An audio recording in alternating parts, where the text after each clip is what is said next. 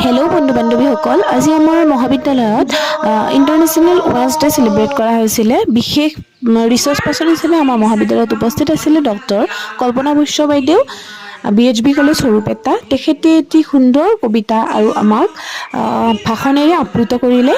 তাৰ উপৰিও আমাৰ মহাবিদ্যালয়ৰ ছাত্ৰ ছাত্ৰীখিনিয়ে এখন সুন্দৰ নাটক আমাক উপহাৰ দিছিলে।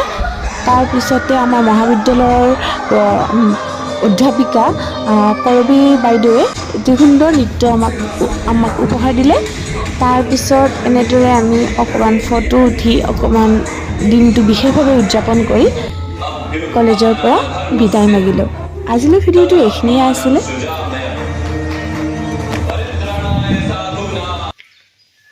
এয়া আমাৰ কৰবী বাইদেউৰ নৃত্য চাওক, আপোনালোকে উপভোগ কৰক।